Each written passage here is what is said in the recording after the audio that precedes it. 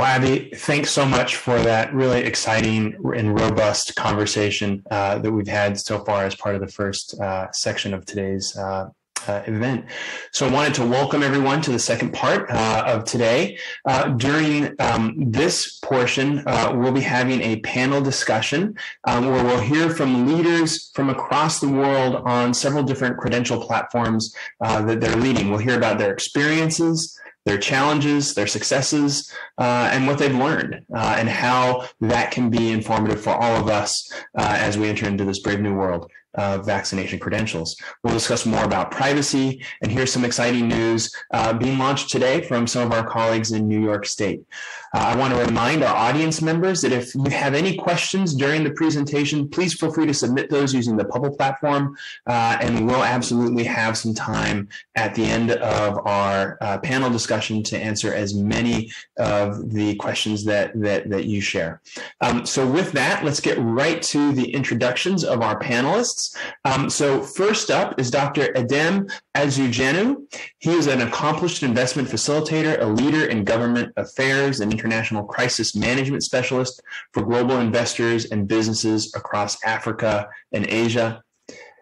His global experiences range from advising Fortune 100 companies and G7 countries to helping resolve disputes over multi-billion-dollar mining concessions in war-threatened regions of Africa. Edem is currently the Innovation Advisor to the Africa CDC and Chairperson of Afro Champions.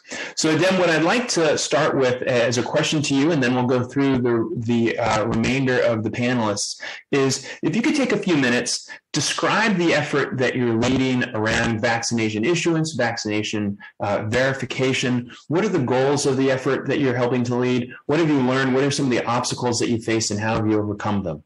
Over to you, Edem. Thank you very much, Brian, and to my fellow panelists. So yes, indeed, Africa CDC's focus as an intergovernmental organization that represents the African Union decided to use this opportunity to transform this crisis, from a crisis to an opportunity by working towards building the e-health screening backbone that the continent desperately needs. Currently, the continent has 55 countries, each country having its own data regime, its own policy, doing a lot of paperwork. Even before COVID, a lot of travel across the continent with things like yellow card or yellow fever certificates. It was very difficult to legitimize whether these things were proper, whether they were printed at home. So there was an issue of fake certificates that we wanted to prevent, but also at the same time also to ensure that we have a system by which we can not only digitize test certificates, because as you know, Africa is one of the least vaccinated countries in the world or region in the world, to ensure that we have a system by which vaccinations can happen. And when they do happen, get documented. And also have a central repository through which all these certificates can be validated and verified. So what we did was and also knowing that most of our people who travel don't use smartphones and the ability to be able to get their certificates either by email because of low coverage in some areas. We decided to build socially engineer a system that puts a lot of the work on the port health authorities, the airlines. So we looked at the entire chain or ecosystem of a traveler's journey, and we identified the user points that every individual would have to go to. So the labs were the first port of call. So we built a system that has integrated labs, integrated port health authorities, national repositories of countries, in addition to airlines and other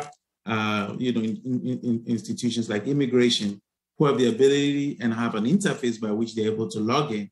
So if a person shows up at an airport and his test certificate or vaccine certificate was not available or was missing, with your passport number, you'll be able to retrieve the information.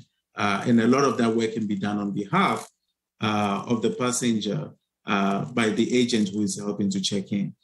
We've also programmatized all the entry and exit requirements of each country, because there are various quarantine regimes in each country.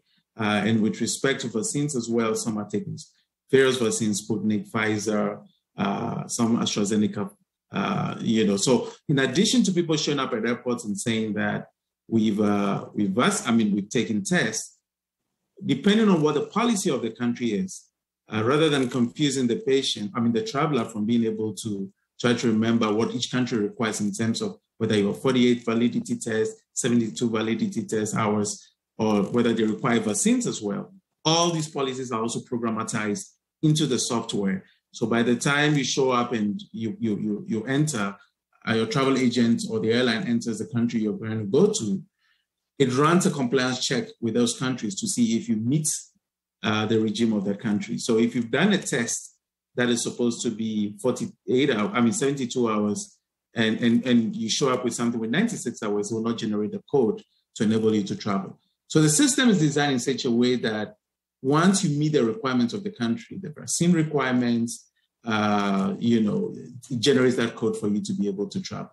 What we're currently doing again is, ensuring that the interoperability and the formats through which all the data sets from each country can interconnect happens in a way that is seamless, so that if you're living one region of Africa to another region, you're not presenting different types of vaccine certificates. And with the African Union coming together as one, Africa CDC hopes now to be able to engage other regions of the world, like the European Union, like America, like others, to be able to interconnect. Thank you.